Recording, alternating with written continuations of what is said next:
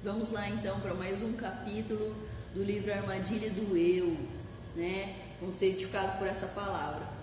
Capítulo 4, que chama Incredulidade, um tema muito precioso, principalmente nesse momento que nós estamos vivendo. E tem como base o texto de Ruth 1:21, que diz: parti dessas terras com as mãos cheias, e o Senhor me traz de volta de mãos vazias. Por que então havereis de me chamar Noemi, quando o Senhor se mostrou desfavorável à minha pessoa e o Todo-Poderoso me trouxe desgraça? Olha esse texto, né? Como Noemi se colocou. Quando a Noemi retorna à casa do pão, o primeiro obstáculo que ela vai encontrar, a nova realidade financeira, social, todos os âmbitos da vida dela mudaram. Ela está agora viúva, ela está sem os filhos, está apenas com a nora, a Noemi, que decidiu, a Ruth, que decidiu voltar com ela, né? Então o que ela diz ali nesse versículo? Eu não sou mais favorecida, né? A mão de Deus agora está contra mim, ou seja, estava cheia de justiça própria, como se Deus agora estivesse pesando a mão sobre ela, né? E isso muitas vezes é a reação do quê? A reação de muitas pessoas diante de uma crise, diante de situações em que a fé delas está sendo testada naquele momento ali, né?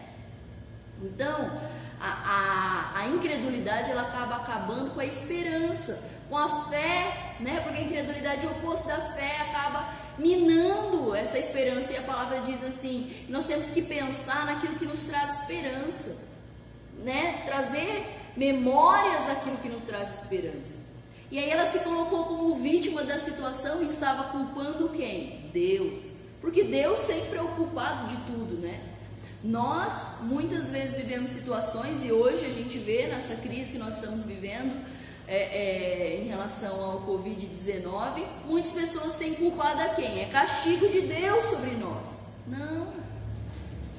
Não é castigo de Deus. Mas muitos pensam que ia ser uma situação difícil está acontecendo na vida dele, uma circunstância, uma crise financeira, várias circunstâncias, e quem é que leva a culpa? O Senhor leva a culpa. Por quê? Porque o único que tem a ganhar com isso é o diabo. E o diabo quer o quê? Ele quer desmistificar a imagem de Deus como Pai.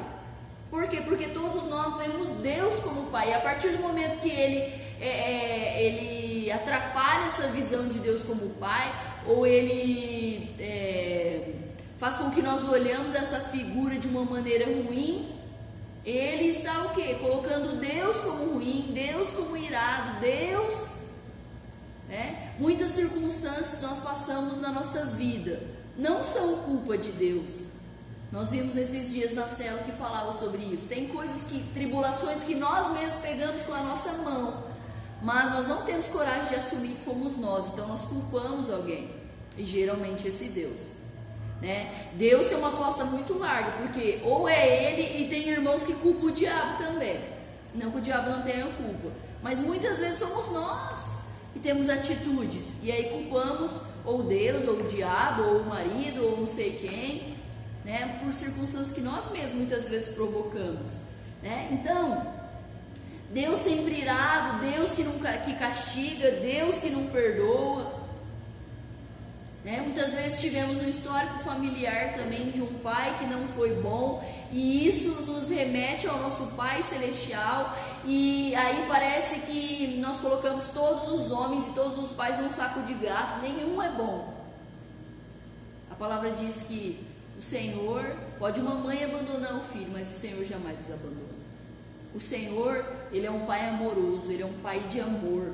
Por mais que o seu pai não foi esse exemplo, ele não foi o pai que deveria ter sido para você, isso não significa que Deus não seja. Dê uma chance para Deus ser o seu pai.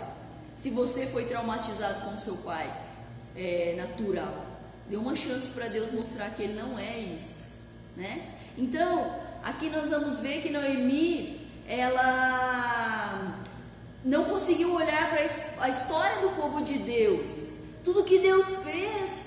Começando ali por Abraão, Deus chama Abraão, e depois é o Deus de Abraão, de Isaac e de Jacó. Depois José foi lançado na prisão, Deus colocou ele como governador e tal, 400 e poucos anos eles foram aprisionados ali. mas aí Deus levanta Moisés liberta eles, sai com eles, né? Abre o mar vermelho. Meu Deus, quanta coisa Deus fez! E a palavra diz que o Senhor falava para que eles contassem para as próximas gerações os feitos do Senhor, para que ninguém se esquecesse. E ali estando no deserto o povo, a água da rocha, é maná, é codornizes. Quero ler uma passagem com você depois sobre a codornizes, que é muito interessante, que eu li para as irmãs esses dias no discipulado, me chamou muita atenção. Porque era sempre uma reclamação, uma murmuração, mas olha toda a história do povo de Israel, né? E aí nós olhamos ali também até chegar os profetas, até chegar Cristo, e vemos a parábola do filho pródigo, que aquele pai poderia ter sido apedrejado em função de quando um filho era rebelde, ele tinha que ser apedrejado, se fosse conforme a lei. E nós vemos Jesus agir com amor. Diz que ele ficava ali toda hora procurando aquele filho. E o filho voltou e ele abraçou, beijou, fez uma festa e diz para ele que tudo que era dele, né, continuava sendo. Tudo que era dele era do filho também. Então, se Noemi tivesse enxergado que estava de volta à casa do pão, na casa do pai, ela jamais deixaria a incredulidade tomar espaço no coração dela. Então, se nós olharmos, uma das façanhas do diabo é gerar incredulidade, é falar no nosso ouvido, fazer nós duvidarmos do amor de Deus. A dúvida, ela é um grande problema. E se você deixar uma pequena dúvida, ela vai minando, ela vai minando, ela vai minando. É como se você deixar uma goteira e você não tratar com aquela goteira, daqui a pouco vai virar uma infiltração na sua casa. Não deixe a dúvida se apossar do seu coração, né? E para isso você precisa se alimentar da palavra, né? Quanto tempo às vezes passamos no celular, passamos em rede social, em coisas que não edificam? Nós precisamos nos ocupar com Cristo e contemplar o Senhor. Quando nós contemplamos o Senhor, nós somos transformados de glória em glória. E também nós somos alimentados. Jesus dizia assim: fazer a vontade do meu Pai é a comida e é a bebida, né? Então, aí nós vamos ter um texto aqui que o pastor colocou, do Joseph Prince, que ele cita aqui, que fala assim, que agora, lembre-se, Jesus está oculto no Antigo Testamento e revelado no Novo Testamento. O maná no Antigo Testamento é uma sombra de Jesus, mas no Novo Testamento é a substância e o nosso pão da vida. Por isso, da mesma maneira que o maná tinha de ser recolhido todos os dias, né? Esses dias eu falei também com as irmãs sobre isso. Isso é algo que Deus tem falado muito ao meu coração, e eu acho que, de uma maneira geral, Deus está querendo falar a respeito disso, sobre tempo de solitude, tempo de desfrutar do Senhor, tempo de ter Ele como um prazer, né? Tempo de amadurecer. Então aqui ele vai falar que todos os dias eles tinham que ir buscar esse maná. Não podia pegar maná para amanhã. Cada dia é um dia de comer maná. Você não come para ficar um mês sem comer. Você não faz isso. Você come diariamente.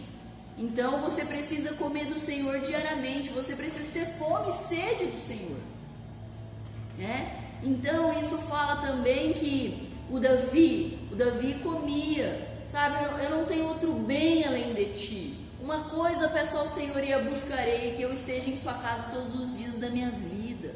Olha o prazer, a satisfação que Davi tinha no Senhor. Então tem que ser algo diário, né? Fala assim: bem-aventurado o homem que não anda segundo conselhos dos ímpios, nem se detém na roda dos escarnecedores, antes tem prazer na lei do Senhor e nela medita dia e noite.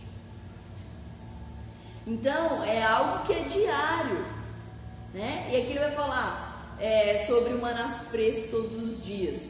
Isto, porém, de ler a sua palavra, escutar mensagens ungidas que direcionam você para a obra consumada, ler recursos repletos de Jesus, tempo com Ele, alimentar-se do seu amor diariamente. Não se engane, isso não é um dever. Quando você tiver a revelação do amor de Deus, você vai ter prazer em fazer isso. Não é uma obrigação, mas é um desejo, um anseio, né? Então, o antídoto da incredulidade é o quê? A fé. E a fé vem pelo ouvir o quê? Ouvir a palavra de Deus, a palavra de Cristo. Não é ouvir qualquer palavra, porque muitas vezes nós vamos num culto, vamos numa celebração, ouvimos, mas não saímos cheios de fé. Então, é a palavra da graça, é as boas novas do Evangelho que você tem que ouvir, né? E no capítulo 11, que fala ali sobre a fé, fala: ora, a fé é a certeza de que havemos de receber o que esperamos e a prova daquilo que não podemos ver, né? No livro do Cursão, o pastor vai citar aqui que nós lemos ali sobre a vida andar no Espírito. O primeiro pecado se manifestou através do quê? Da incredulidade. E hoje, para nós voltarmos para aquilo que Deus projetou para nós, para vivermos no Espírito, nós precisamos andar por fé. Mas muitas vezes, quando nós falamos em andar em fé, as pessoas pensam que é andar muito mal. Como que você está, Danilo? Eu estou vivendo pela fé. Nossa, está vivendo muito mal então, hein? Está passando necessidade. Não, querido, não existe outra maneira de viver a não ser pela fé. Se você não está vivendo pela fé, então você que está errado. Você está vivendo em pecado, inclusive. Porque tudo que não provém de fé é pecado. Então você tem que viver pela fé, dessa única maneira. Sem fé é impossível agradar a Deus, porque aquele que se aproxima de Deus, é necessário que aquele que se aproxima de Deus creia que Ele existe e que é galardoador daqueles que o buscam, né? Então, porque foi mediante a fé que os antigos receberam um bom testemunho. Também pela fé compreendemos que o universo foi criado por intermédio da palavra de Deus, e que aquilo que pode ser visto foi produzido a partir daquilo que não se vê. Em verdade, sem fé é impossível agradar a Deus. Eu diria que a fé é a mão que pega as coisas no mundo espiritual. Ou seja, a sua mão espiritual que recebe as coisas é a fé. E se você não tem fé, você não consegue se apossar de nada. Entende? Como a fé ela é fundamental na vida cristã, principalmente na nova aliança. Na antiga aliança também, porque tudo era pela fé. Mas hoje, muito mais. Hoje, muito mais. A graça não se manifesta se não for através da fé. Senão você está andando por meios naturais. Você está andando na vida natural, né? Então, e aqui o Joseph Prince comenta que em todo caso, se você não tem lido a palavra de Deus, você não tem que se sentir culpado, você tem que se sentir faminto. Como você deixou de comer, como você está? Cheio de fome. Você não fica condenado, deixei de comer, não.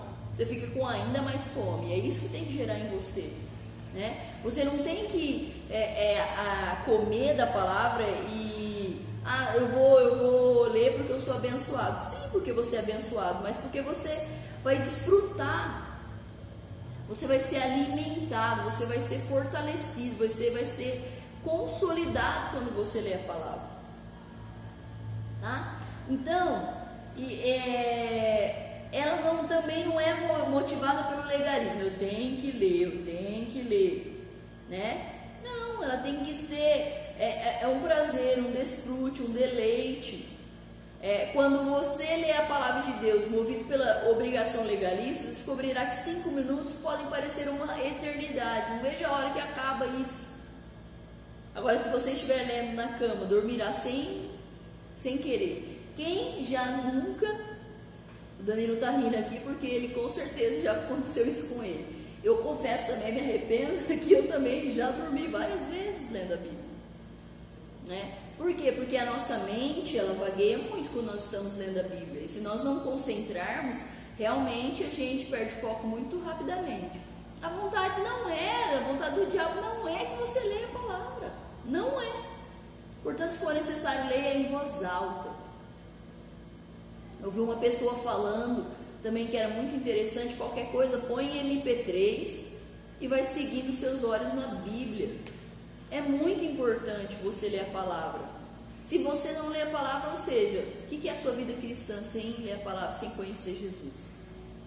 Entretanto, quando você é consumido pelo amor de Jesus, o tempo passa muito rapidamente, sem você sequer perceber. Você está simplesmente imerso, desfrutando a palavra de Deus. a sua palavra, seu favor. Embora superficialmente as ações parecem a mesma, você perceberá um mundo de diferença. Por quê? Porque uma nasce do legalismo e a outra nasce de um relacionamento vivo e dinâmico que você tem com o próprio Salvador. Isso é muito tremendo, sabe? Eu tenho buscado isso, né? Viver essa realidade, ore e fala: Senhor, eu quero essas riquezas insondáveis que tem na sua palavra. Eu quero a revelação da plenitude do Filho de Deus.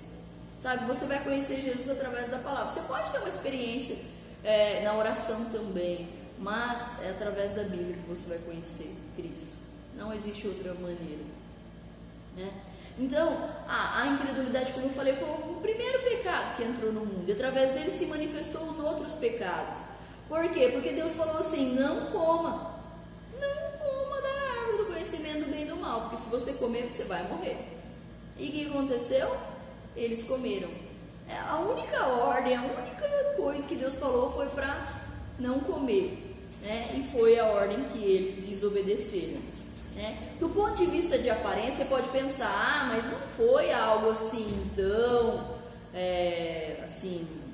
perverso que eles fizeram, né? Eles só não acreditaram no que Deus disse. Acreditaram que o diabo disse e não acreditaram no que Deus disse, tá? Não era obsceno nem escandaloso, né? Mas a origem dele, ela que gerou todos os outros, ela que governa todos os outros, né? Então, a incredulidade foi o primeiro que ali também gerou a independência e a vida natural. Então, hoje, como que nós vencemos o princípio da incredulidade? Agindo por fé. Agindo por fé. Então, o diabo sempre vem com a dúvida. Você está aí nesse momento: mas será que eu já peguei coronavírus? Se eu sair e pegar coronavírus? Aí se eu tocar e pegar coronavírus? Tudo isso é incredulidade e o diabo fica lançando na sua mente o medo, né? Mas se você se alimentar da palavra, o medo, o amor de Deus lança fora todo medo, tá? Então o mundo diz: para você não tem libertação, e para você não tem mais jeito, pau que nasce torto morre torto, né? Mas para Deus não. Você está torto até se encontrar o carpinteiro de Nazaré, ele pode te endireitar. Você já ouviu aquela musiquinha Havia um Homenzinho Torto? Todo mundo já cantou, né? Havia um homenzinho torto, morava numa casa torta, vivia num caminho torto, sua vida era torta. Mas um dia um homenzinho torto, a Bíblia encontrou, e tudo que era torto, Jesus endireitou. É muito simples. É simples. Jesus é simples, a palavra é simples. É por ser muito simples que muitas vezes nós não aceitamos, não cremos, né? É uma questão de ser e não simplesmente fazer. Você é uma nova criatura. Deus sempre coloca para o homem a escolha de crer ou não. Isso está diante de você todos os dias. Você crê ou não? O Adão e a Eva preferiram acreditar no diabo e pecaram, né? O incrédulo chama Deus, ele atinge Deus no caráter. Por quê? Porque ele chama Deus de mentiroso. Deus diz que ele levou sobre si todas as nossas doenças e enfermidades. E o incrédulo diz o quê? Meus parentes morreram de câncer, eu tenho medo, acho que eu vou morrer também. Está chamando Deus de mentiroso. Deus diz que ele levou sobre si, ele levou sobre si. Há muitas maneiras sutis de você dizer que Deus é mentiroso. Mas a Bíblia não é bem assim. Como não é bem assim? É a palavra de Deus. Se Deus diz, está dito, né? Tire os olhos do natural. Não faça como a Noemi, que ficou olhando agora. Deus colocou aí, eu fui com as mãos cheias, estou voltando com as mãos vazias. Meu Deus, o que me espera? Tire os olhos do natural, ande por fé. Como Jesus disse para Marta, quando ela viu Lázaro ali, falou: Senhor, se eu tivesse chegado mais cedo, tal. O Senhor falou assim para ela: se creres, verás a glória de Deus. Olha que tremendo isso, né? Então, Jesus disse: eu sou o autor e consumador, eu sou o que começa e o que termina a sua fé. Escolha a melhor parte. Jesus disse também para Maria ali: a Marta, vamos lá, Senhor, manda ela me ajudar, eu estou aqui cheia de afazeres. Jesus falou para ela: Marta, Marta, Por que você está tão atribulada? Maria escolheu a melhor parte. Uma coisa só é necessária, né? Então, e aí ele vai falar aqui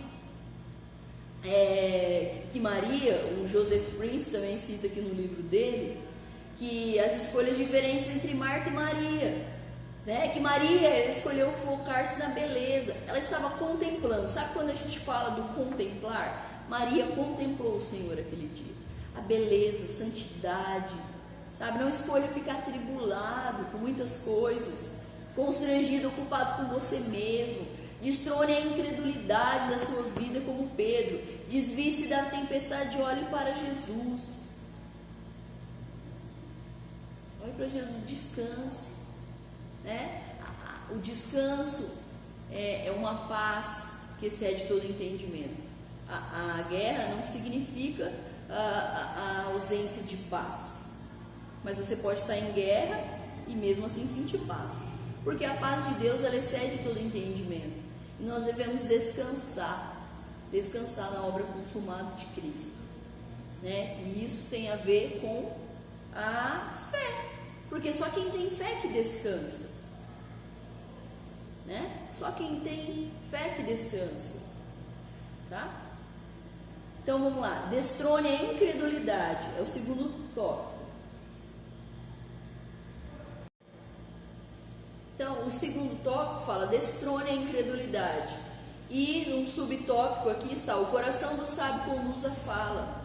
Provérbios 16, 23 e 24 diz, o coração do sábio ministra a sua boca, os seus lábios são hábeis para o ensino. As palavras agradáveis são como favos de mel, são doces para a alma e revigoram a saúde e a alegria de viver. Palavras sábias trazem saúde, né? Esse texto revela que a sabedoria de Deus ensina ao seu coração. As veredas e promessas devem influenciar o nosso discurso. Esse ensinamento deve ser transmitível aos nossos lábios. Ou seja, crie, por isso falei. A palavra de Deus precisa ser declarada, falada. Aquilo que você crê, você precisa declarar, né? O Senhor fez todas as coisas por intermédio da palavra, todas as coisas foram feitas por Ele, sem Ele nada que foi feito se fez, né? E a palavra diz que o Verbo se fez carne e habitou entre nós, cheio de graça e verdade. Jesus era o próprio Verbo, Ele é o próprio Verbo, Ele é a própria palavra. Então a palavra em nosso coração deve ensinar ou controlar o nosso falar, a nossa conduta, a doçura e a saúde devem ser promovidas pela nossa boca.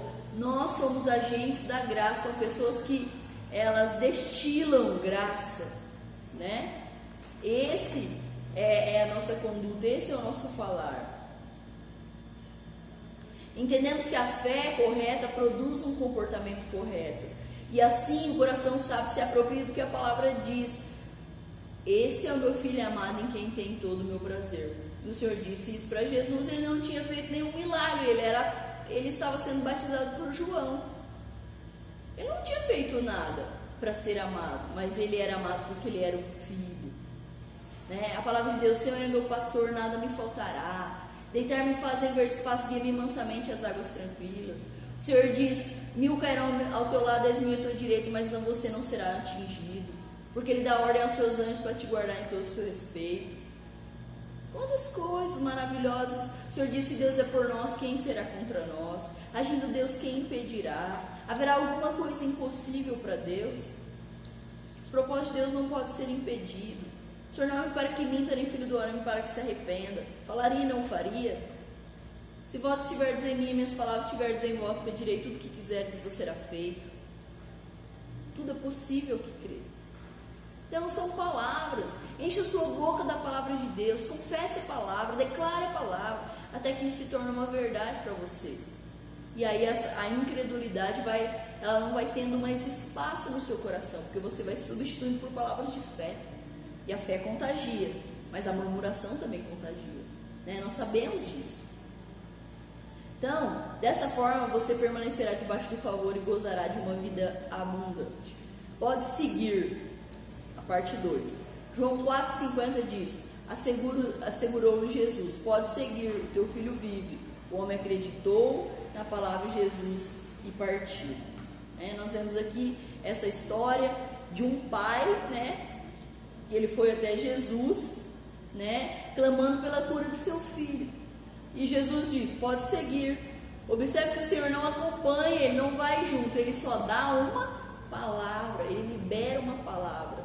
Assim como Jesus ali no contexto da mulher samaritana, o que Ele diz? Quem beber da água que eu lhe der nunca mais terá sede, mas do seu interior fluirão rios de águas vivas. Aquele pai apenas creu e continuou seu caminho para casa. Quando chegou em casa, teve a notícia que o seu filho estava com vida e indagou: que hora que ele foi curado? Foi justamente a hora que Jesus liberou aquela palavra. Então, contra todas as circunstâncias de morte, ele optou em crer e destornar o perverso coração da incredulidade, deixar fluir do seu interior rios de águas vivas. Quando decidimos destronar da nossa vida a incredulidade, o impostor que vive nos impedindo de avançar e crer na palavra de Deus, vamos ouvir o Senhor dizendo: pode seguir, teu filho vive. Pode seguir que a tua causa está ganha. Pode seguir que você está curado. Pode seguir que os recursos virão. Essa é a palavra de Deus para você. Hoje Jesus está dizendo isso para você. A minha graça te basta, o meu poder se aperfeiçoa nas suas fraquezas. Tudo posso naquele que me fortalece. Viva uma vida sem limites.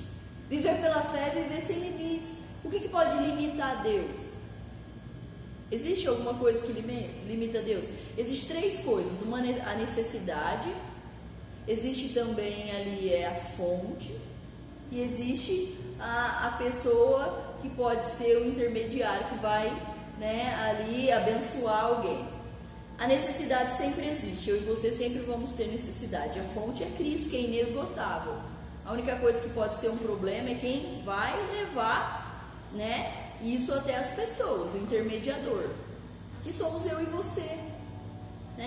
Nós podemos ser canal de vida. Então, Deus mora dentro de nós, querido. Tudo que você precisa já está dentro de você. Creia nessa verdade, peça revelação para o Senhor. Pode seguir, não ouça a voz do diabo, a voz da incredulidade. Creia na palavra de Deus. Sou eu. Também um terceiro tópico que diz em Mateus ali: quando os discípulos o viram andando sobre as águas, ficaram atemorizados, exclamaram: é um fantasma, e gritaram. Jesus lhes diz: tem de bom ânimo, sou eu, não temais. Mas quando isso me veio à memória também uma palavra, que quando Deus chamou Moisés para ir até o faraó, o Moisés falou assim: tá, mas como que eu vou me apresentar? Diz que eu sou, tá te mandando. Eu sou. O que você precisa? Eu sou a cura, eu sou a provisão, eu sou a paz, o Jeová Rafá, o Jeová Nissi, o Jeová Shalom, todos os nomes de Deus, cada coisa significa uma necessidade sua. Eu sou, o Senhor diz, eu sou para você o que você precisar. E foi isso que Jesus diz aqui: eu sou, não temas.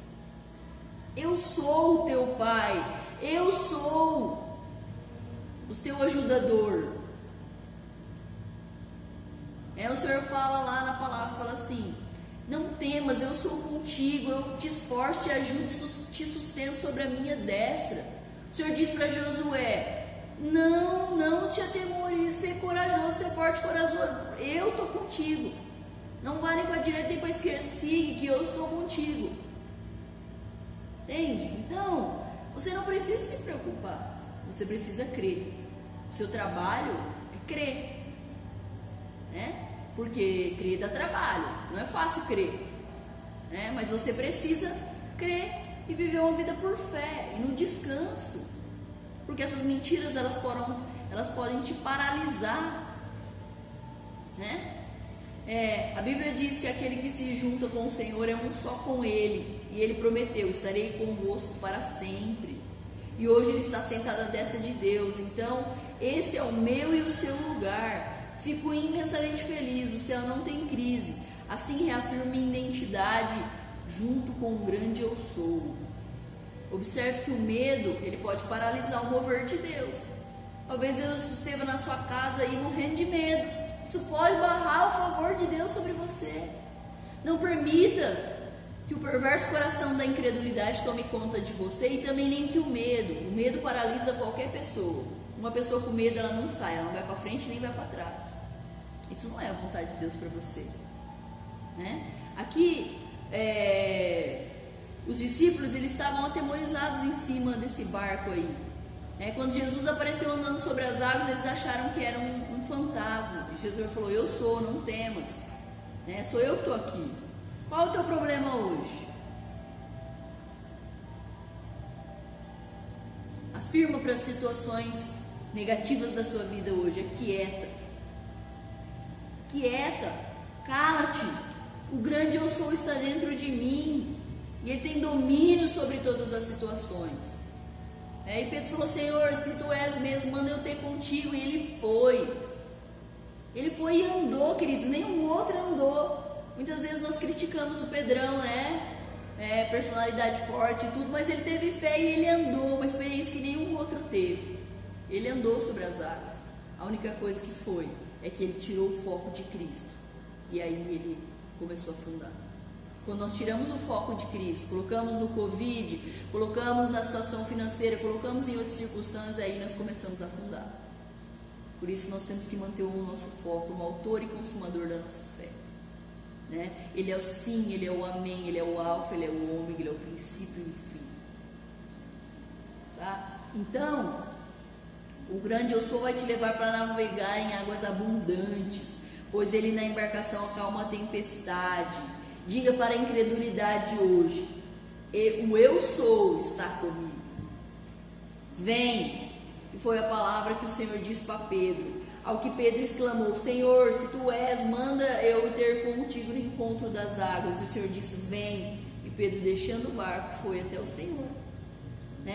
Eu prefiro ser Pedro, porque você pode pensar: mas o lugar que era seguro era dentro do barco. Será? O melhor lugar e o mais seguro é com Cristo, seja em cima das águas ou não. Porque eu posso estar seguro no barco, mas Jesus está lá? Não. Jesus está andando sobre as águas, então lá é o lugar seguro, é com Cristo. Esse é o lugar seguro. Tem uma canção que canta que a gente gosta muito: seguro estou nos braços daquele que nunca me deixou. Seu amor perfeito sempre esteve repousando em mim. Então, quantas vezes ouvimos uma palavra de fé e nos tornamos convictos pelo poder de Deus, mas o ataque do inimigo vem e nós naufragamos novamente, tiramos os olhos do Senhor. Por isso que o maná tem que ser diário. Você não pode ouvir hoje e achar que essa palavra vai te sustentar a semana inteira. Ela não vai. Você precisa ouvir todo dia uma palavra de ânimo, uma palavra de fé, uma palavra de vigor. Ser alimentado e nutrido pela palavra de Deus. Pedir revelação. Porque todo dia você está sempre animado. Não precisa que ninguém fique te animando. Você vai animar as outras pessoas. Então todos os presentes na embarcação, Pedro foi o único que teve uma experiência extraordinária de fé e graça. Andou sobre as águas na direção de Cristo e voltou sobre as águas com ele para o barco.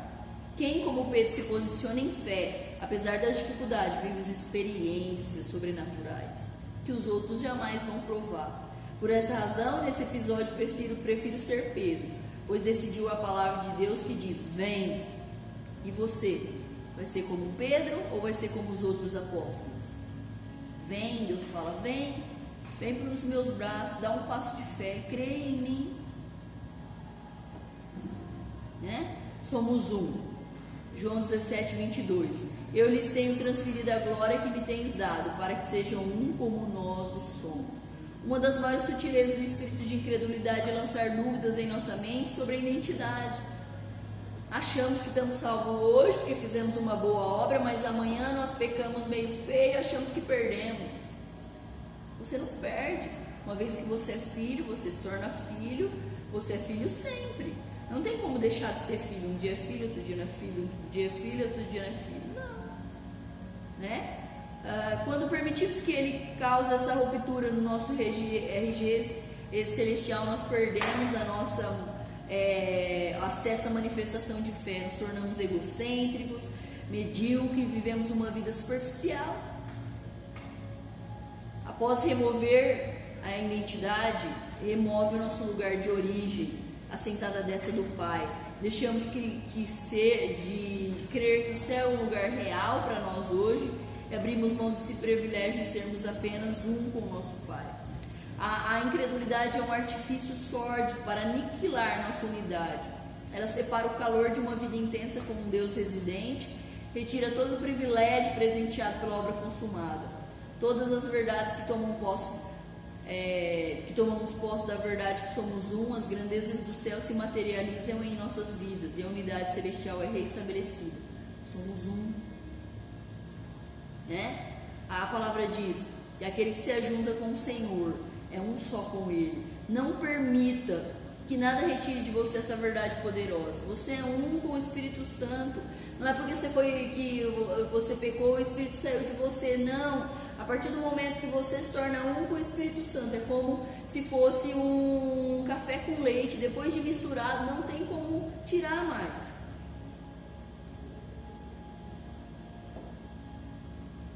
Você é um com Cristo. Destrone a incredulidade, lance fora isso, diga em voz alta: eu e Jesus somos um. Tudo que Jesus conquistou na cruz é direito meu, é minha herança. Noemi, pelas dores e das perdas, teve uma fé aniquilada, tornou-se amarga, sem esperança, caiu na armadilha do eu da incredulidade. Essa sutileza do inferno quer drenar nossas forças, Mas grite para o inferno ouvir: meu Pai tem prazer em mim e eu sou amado, e Deus tem pensamentos bons a seu respeito. Já acorde pela manhã dizendo que você é amado, que Deus tem pensamentos a seu respeito. Acorde de manhã e diga, vai dizer todo dia essas verdades, que um dia essa verdade vai se revelar ao seu coração e você vai ter isso como uma convicção no seu coração.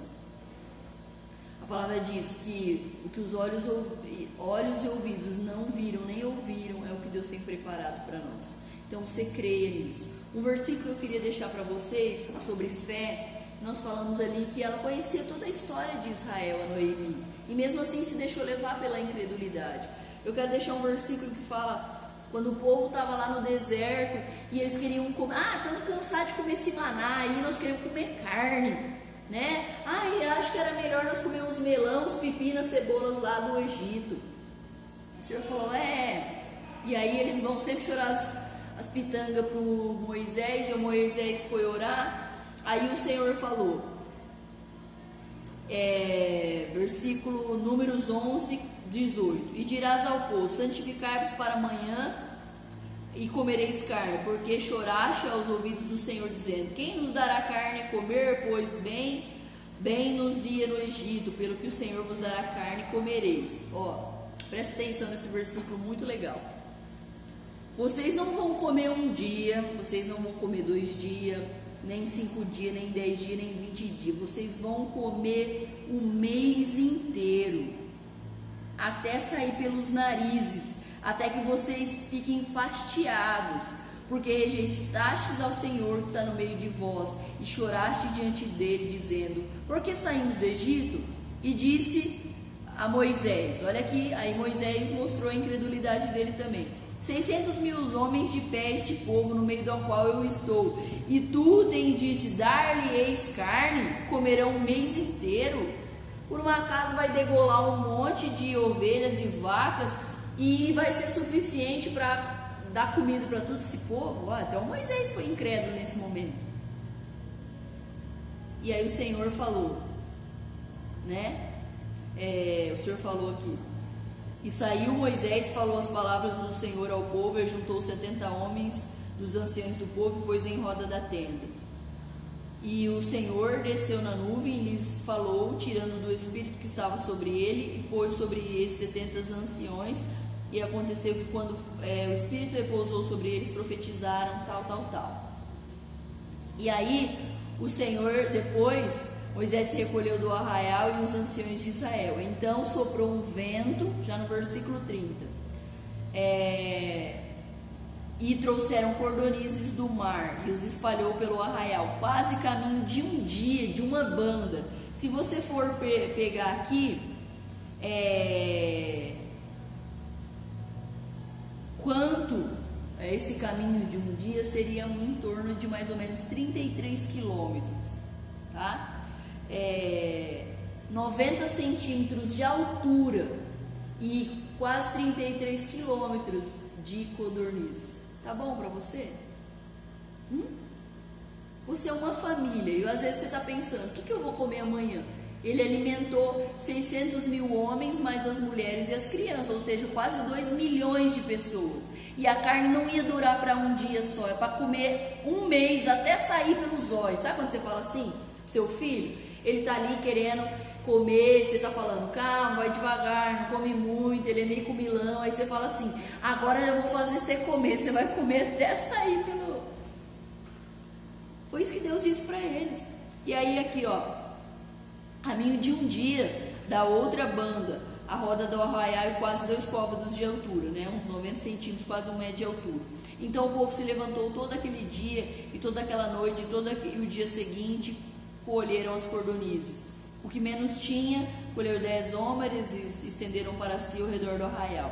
Quando a carne estava entre os seus dentes, antes que fosse mastigada, tá, aí aqui, paramos aqui, né, no versículo. Eles comeram um mês de carne. Olha, queridos, então, ele tirou a água da rocha, né? O Senhor fez o maná cair do céu. Quantas coisas o Senhor fez? Ah, mas foi lá. Não foi lá. Deus não mudou. Ele é o mesmo ontem, hoje e eternamente. Então, destrone essa incredulidade aí do seu coração. Não permita que o diabo sopre mentiras a teu respeito da tua vida, da tua família, do teu marido. Não permita. Ande por fé. Confesse a palavra e destrone aí essa armadilha do eu da incredulidade. Amém?